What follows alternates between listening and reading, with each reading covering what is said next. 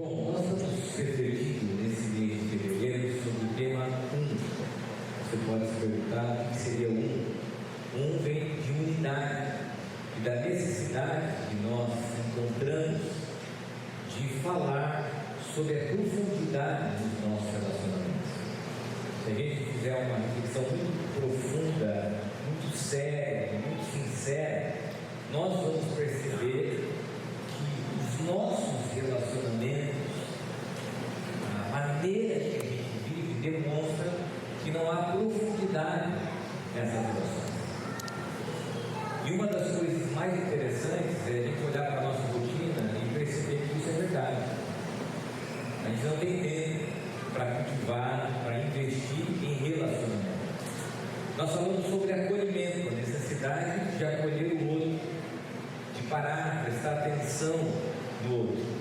Nós falamos sobre cuidado, a necessidade de ser cuidado e também de cuidar das pessoas. E hoje eu quero falar sobre a amizade. Mas por que falar de amizade? Você pode ter a versão que eu vim na igreja para ouvir falar sobre amizade, porque a amizade é um princípio bíblico. Ainda mais se a gente fizer uma reflexão honesta sobre os dias atuais. Quer ver uma coisa? Que mostra o quanto a gente precisa de amizade profunda. A gente tem que olhar e perceber o prejuízo da forma que a gente vive. O que eu quero afirmar para você é que a maneira que a gente vive está subtraindo de nós, está tirando de nós relacionamentos profundos e verdadeiros. Os amigos que nós temos muitas vezes fazem parte só de um momento de celebração, de festa, mas não são amigos muitas vezes que conhecem a nossa intimidade, que partilham a vida, que conhecem o nosso coração. Isso, para mim, a gente pode encontrar duas histórias para ter uma conexão com essa realidade. Primeiro, entenda bem o que eu estou dizendo, fique chateado comigo. É muito comum, em alguma coisa que você faz, como hobby, como lazer, as pessoas darem um nome de família. Já percebeu isso? Você começa a ir numa academia e de repente você fala, família é o nome da academia. Você começa a jogar bola de sábado de manhã, família, time de futebol que você joga. Você começa a ir em um grupo de amigos, as pessoas já vão dar o termo de família. Isso mostra para mim um sintoma grave dos dias atuais. A gente está aplicando esse conceito de família e na verdade não é a família, que mostra um pouco da nossa carência afetiva de profundidade. Um outro item, uma outra história, uma experiência que mostra para a gente essa gravidade de quanto nós somos superficiais, é a gente, através das redes sociais, reencontrar amigos do passado. Já teve essa experiência? Alguém lá forma um grupo numa dessas redes sociais e coloca lá o pessoal do colegial. Cara, que legal, a gente começa a compartilhar histórias, aqueles amigos que faziam parte do nosso dia a dia, e aí alguém propõe um encontro, a gente se encontra, nas primeiras horas a gente conversa, conta um monte de história, dá muitas risadas, mas aquele encontro termina, e aí alguém sempre diz, puxa, a gente precisava tanto se encontrar, puxa, a gente precisa ter mais contato, não é verdade? A gente perdeu o contato. Sim, vamos fazer isso mais vezes. E ninguém faz. E a gente espera ter aquela saudade de novo para daqui a alguns anos alguém fazer o mesmo grupo nas redes sociais, para a gente contar as mesmas histórias, e não há espaço para esses novos encontros. E aí tem algumas coisas importantes em relação a isso, alguns problemas, antes da gente olhar para o texto bíblico e considerar a partir do texto. Nós temos algumas dificuldades, alguns motivos para que as nossas relações não se tornem profundas. O primeiro motivo é o que nós chamamos de uma vida secularizada. Talvez você já tenha ouvido muito essa expressão, secularização, sociedade secularizada. Eu já disse isso aqui uma vez e vou explicar. O que é uma sociedade secularizada? É uma sociedade que divide o ser humano em pedaços. É como uma pizza cortada em 8 pedaços. Nós temos lá um pedaço, que é a nossa vida profissional. O outro pedaço é a nossa família. O outro pedaço é a igreja. O outro pedaço é o pessoal da academia. O outro pedaço são os meus vizinhos. E esses pedaços, eles não se conversam. Tanto isso é verdade que nós passamos a ter colegas e não mais amigos. passam um dia com você, que colocam um apelido em você, que dão risada com você, são pessoas que vivem ali no seu dia a dia, conhecem as suas manias, seus defeitos. Eles não migram para outras áreas da sua vida. Eles não sabem como você é como marido, não sabem como você é como pai, não sabem da sua história de vida, porque na sociedade secularizada tudo é dividido, não há conexão entre esses pedaços. E aí surge esse conceito de colega de trabalho, pode até ser chamado de família de trabalho, mas não é profundo. Você não partilha aquilo que você é. Por quê? Porque a sociedade secularizada não dá a permissão para que esses espaços se conectem. Agora, um outro problema, a intolerância. Coloquei essa expressão intolerância, porque isso tem muito a ver com os ambientes das redes sociais, o que nós chamamos de bolhas. A gente estava pensando nesse tema desde o ano passado e surgiu uma expressão ultimamente aí, quem usa bastante sabe, é cancelamento. Você cancela, você exclui toda a publicação de alguém que pensa diferente de você, politicamente, ideologicamente, esportivamente falando. Você cancela o outro que vive numa bolha. Você entra nas suas redes sociais e você acha que todo mundo que você está vendo ali, todo o conteúdo que você está adquirindo, consumindo, são as pessoas pensando como você. Isso é uma bolha que mostra a nossa intolerância, a nossa impaciência com pessoas diferentes de nós. Então a gente não está mais disposto a enfrentar um relacionamento de amizade, porque a gente vai ter que enfrentar pessoas diferentes de nós. E deixa eu dizer uma coisa: se você tem amigos que só pensam como você, tem a mesma opinião que você vive numa bolha. Você vive numa bolha. Um outro problema, a autossuficiência, que é uma das características dos dias atuais. A gente acha que não precisa de amigos, e ponto. Eu treino bem, trabalho bastante, quero chegar em casa, assistir uma Netflix, ir para um restaurante com a minha namorada, com o meu marido, passear com os meus filhos, não quero gente na minha casa, não quero gente na minha agenda, eu quero me distanciar, não preciso. E essa falsa sensação de autossuficiência permeia muitos relacionamentos. Amigo é alguém que vai dar trabalho, e a gente não quer ter esse tipo de trabalho, a gente quer ser autossuficiente. Ainda mais nesse ambiente de competição, que os relacionamentos eles se tornam competitivos. Quem viajou mais, quem comprou carro, quem comprou casa, quem estuda mais, quem teve mais experiências. Não há espaço para esse tipo de relacionamento. E o último problema são as frustrações. Muita gente decepcionada com amizades que passaram na sua vida. Gente que já abriu a casa, já abriu o coração, já viajou junto, e depois da viagem nunca mais estabeleceu nenhum tipo de contato, porque tiveram experiências frustrantes de amizade, de serem traídas, feridas, e que não se permitem mais ter algum tipo de relacionamento profundo, verdadeiro, se distanciar, preferem só aquele tipo de relacionamento, casa, família, marido, esposa, namorado, filhos. Se isolou. Agora, o que a Bíblia nos apresenta a respeito disso? Por que amigos são tão importantes? E por que nós devemos experimentar amizades profundas? Por que você está aqui no domingo ouvindo sobre a necessidade de profundidade nos seus relacionamentos?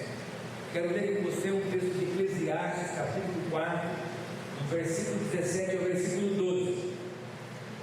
Esse texto, talvez aqui alguns de vocês já tenham ouvido em casamento, já tenham ouvido em encontros de casais, mas eu quero dizer para vocês, vou justificar, que esse não é um texto de casamento. Claro que pode ser aplicado no casamento, mas a intenção do autor aqui, possivelmente os estudiosos dizem Salomão, é falar sobre relacionamentos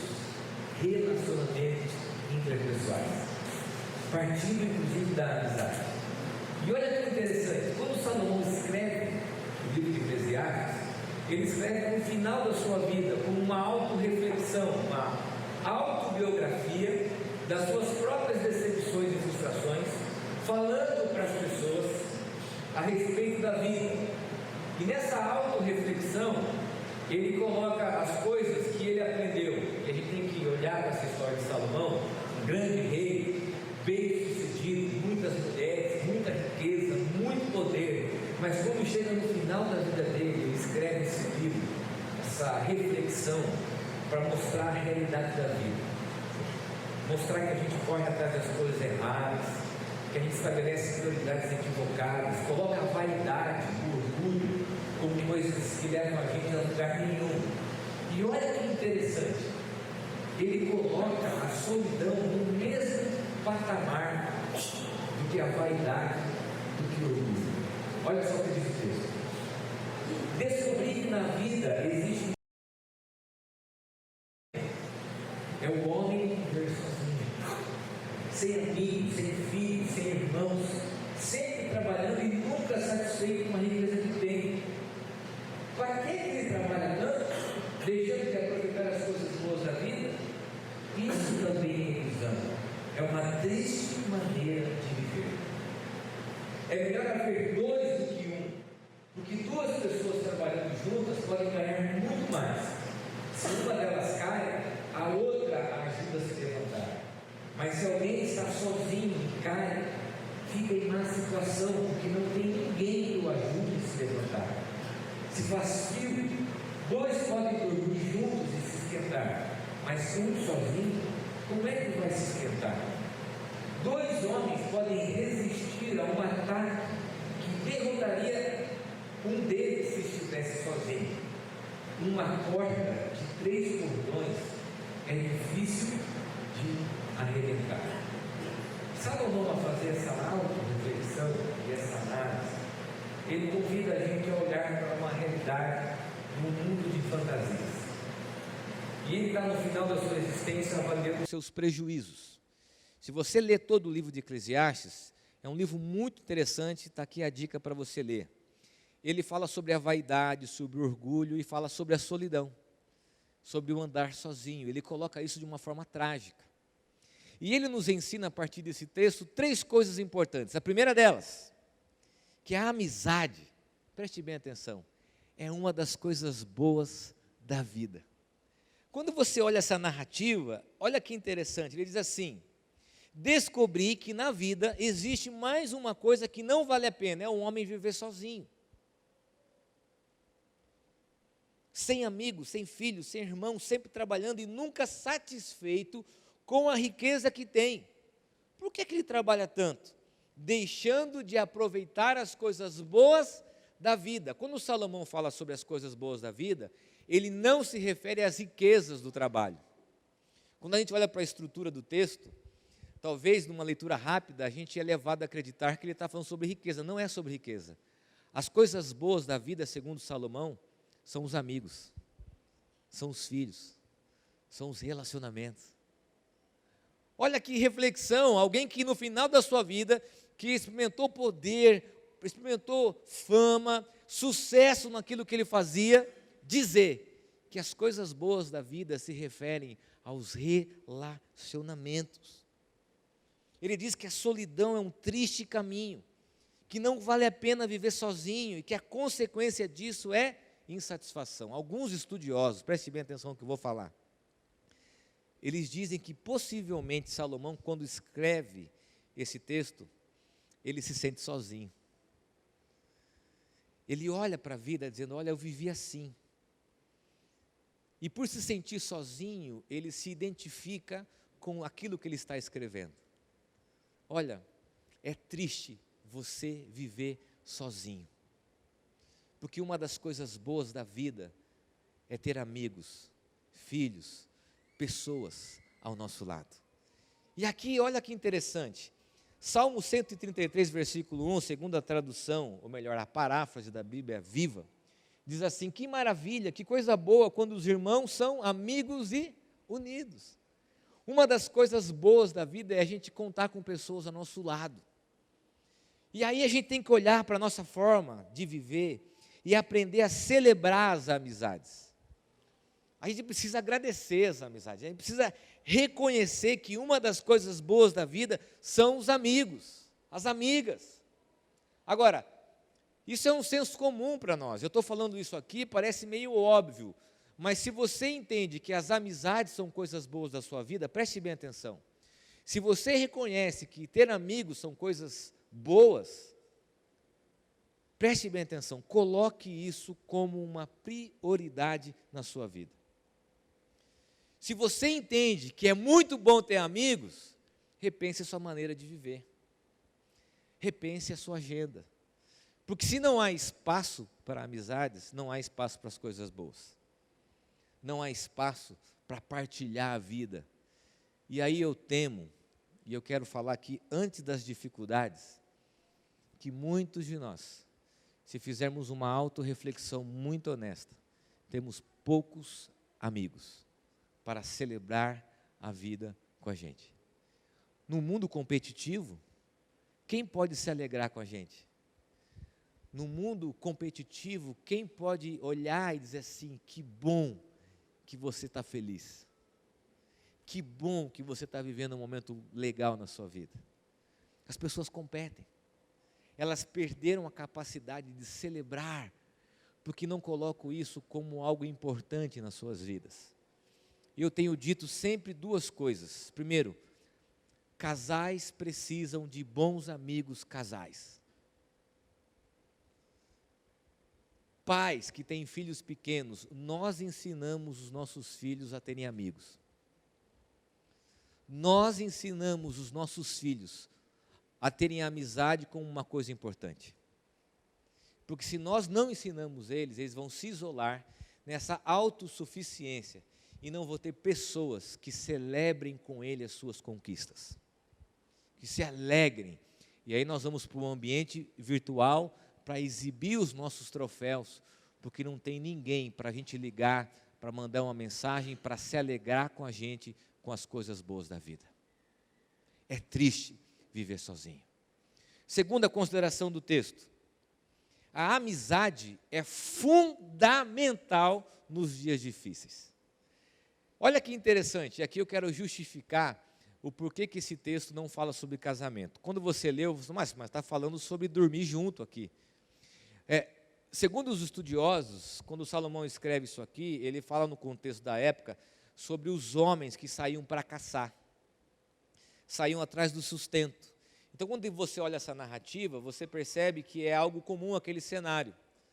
Os homens saíam para buscar o sustento das suas famílias, numa caça, e ele está dizendo, não é bom que você saia para correr atrás do seu sustento sozinho. Por isso que ele usa essa ilustração do campo, da caça, de que quando você adentra a floresta, os campos, as noites frias, as dificuldades, você tem alguém ao seu lado. E olha aqui que eu quero dizer para você.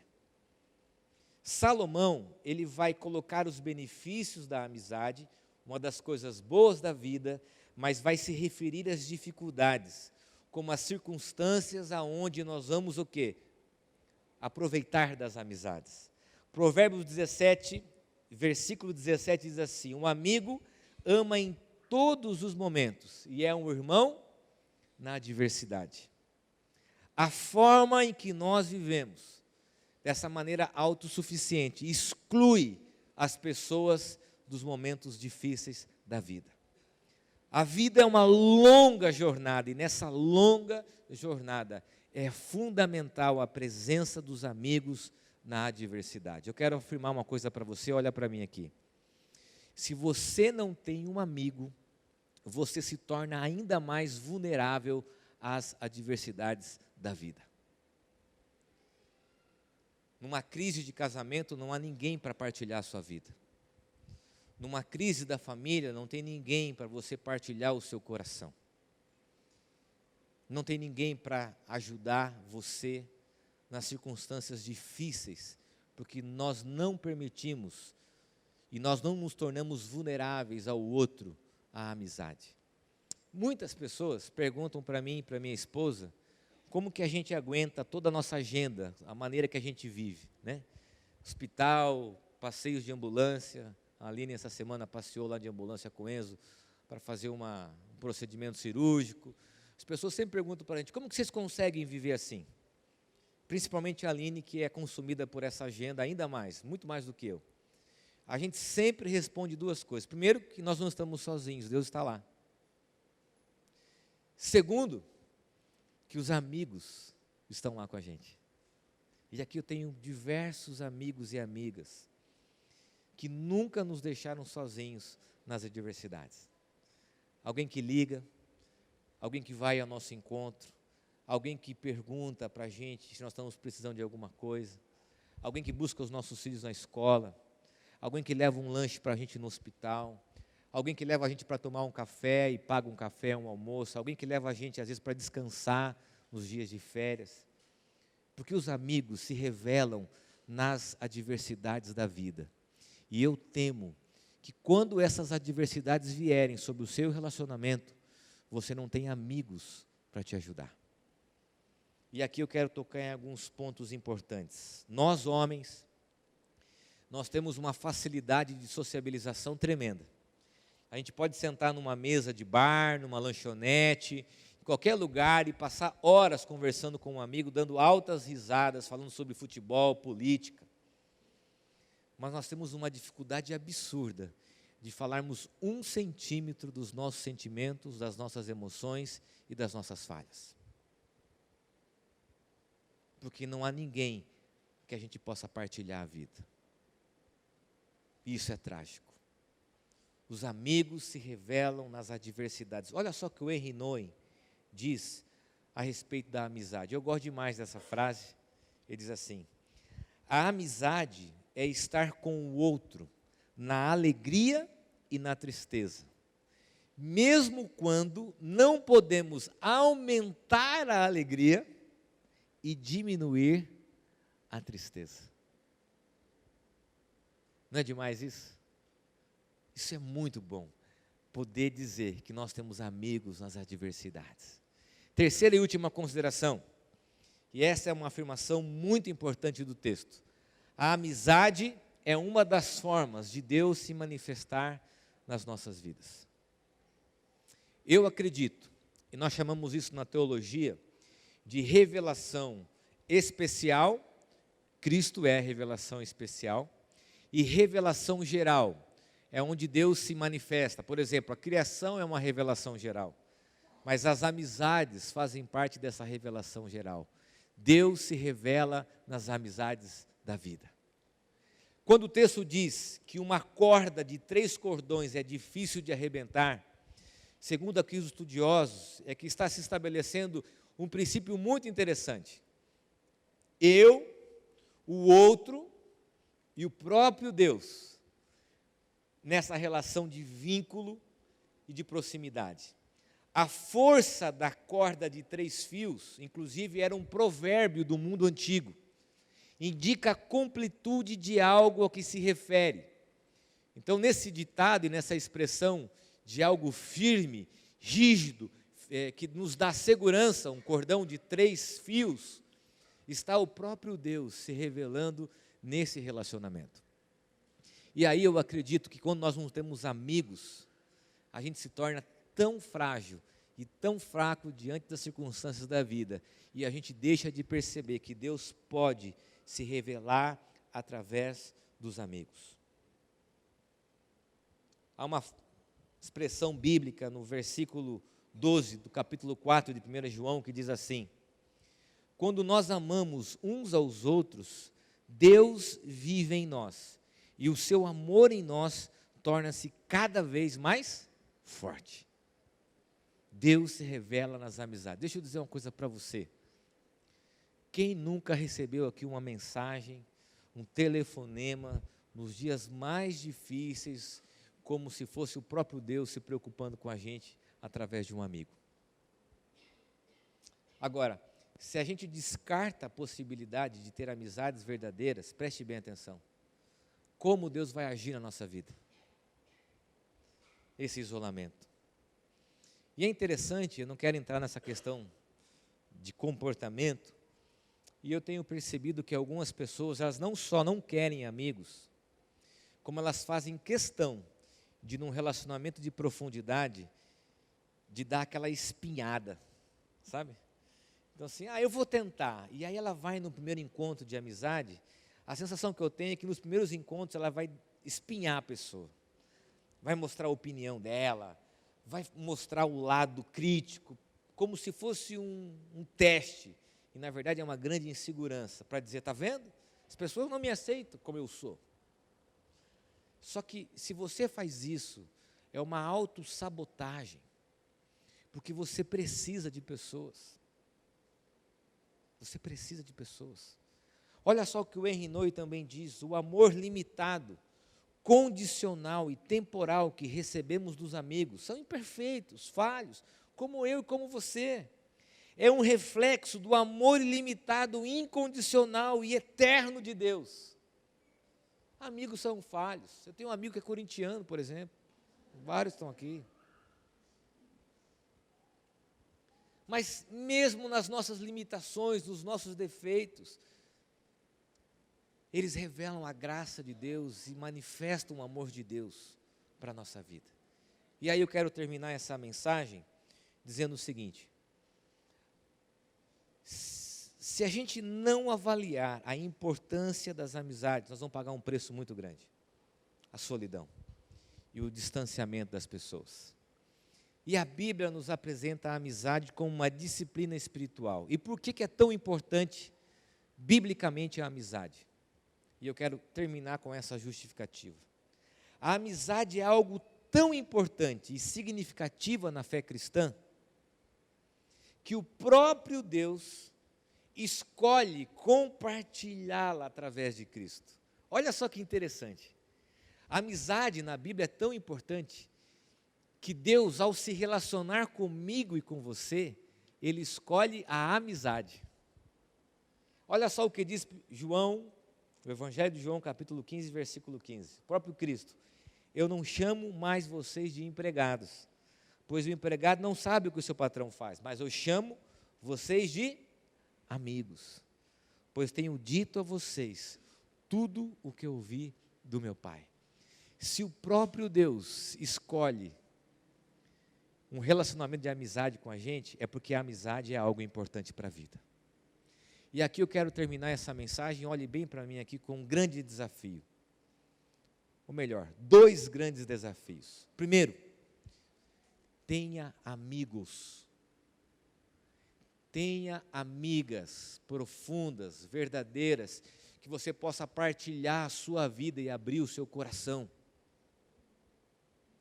Pessoas que olham para você e identificam as suas necessidades, que você pode sentar, desabafar, sem julgamento, com todos os defeitos possíveis. O meu amigo é meu marido. Que bom, mas eu vou dizer uma coisa para você, isso não é suficiente. E aí os homens nem têm opção, né? Tem que dizer, então ela também é minha melhor amiga. Se não... Não é verdade, amor, que você... É verdade. Quando o Theo era pequenininho, eu falava, quem é seu melhor amigo? E ele sempre falava, você, papai. Aí um dia, nessas conversas, ele falou assim, pai, preciso falar com você. Você não é mais o meu melhor amigo. E eu fiquei numa crise existencial tremenda. Como assim não sou seu melhor amigo? Não, é que agora eu tenho outros melhores amigos. E falou os nomes dos amiguinhos dele. Meu coração foi tomado de alegria, porque ele precisa de amigos. E ele tem aqui muitos amigos, os meus filhos, estabelecerem vínculos de amizade. Porque isso é para a vida. Não fique chateado comigo, mas a amizade que você precisa não é do seu marido, da sua esposa, nem dos seus filhos. São pessoas que você possa partilhar a vida. Partilhar a vida. Agora, segunda coisa que eu quero dizer para você. Da mesma forma que você precisa de amigos, você precisa ser amigo e amiga de alguém. Muito gostoso a gente ouvir, nossa, como é bom ter amigos. Mas e você? Você está disposto a ser amigo de alguém? A se aproximar de alguém de forma intencional e dizer assim, eu quero ser o seu amigo, eu quero ser a sua amiga. Eu quero investir nesse relacionamento e eu quero te ouvir. Eu quero te acolher, eu quero prestar atenção na sua vida. viu, olha, eu percebi que você está um pouco angustiado, vamos sair para tomar um café. Não só o movimento das pessoas e você permitir que elas venham até você, mas o movimento de você para os outros. Você entende isso? O amigo é aquele que tem muitas pessoas que se movimentam na direção dele, mas também é aquele que vai na direção das pessoas, dizendo, eu me preocupo com você. E nós precisamos desse tipo de amizade, porque isso é uma disciplina bíblica, amizades. Acolhimento, cuidado e amizade. É o que falta nos nossos relacionamentos nos dias atuais. Eu quero convidar você a fechar os teus olhos.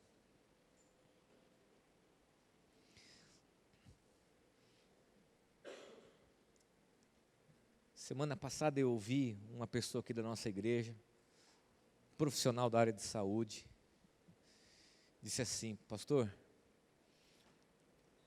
uma das coisas que eu acho que as pessoas procuram tantos recursos médicos nos dias atuais, terapeutas e várias coisas que são importantes, é porque faltam nos amigos. E muitas enfermidades que nós temos, elas acontecem porque não há escuta, não há quem nos ouça e não há quem a gente possa partilhar a vida. É triste dizer isso, mas nós estamos sofrendo com essa solidão. E aí quando vem a crise do casamento, uma separação, não tem ninguém para partilhar a vida com a gente. E aí quando vem um problema financeiro, não tem ninguém para a gente pedir socorro. Aí quando vem um problema com o filho, a gente tem vergonha de compartilhar com os amigos, porque é tão competitivo. Como assim eu posso falar que meu filho dá trabalho, se o filho do outro estuda, passa em vestibular? Nós precisamos de pessoas para partilhar a vida, para partilhar o coração, para nos tornarmos vulneráveis, para não nos distanciarmos, amargarmos, e achando que, o bom da vida é ser sozinho. Quem disse isso?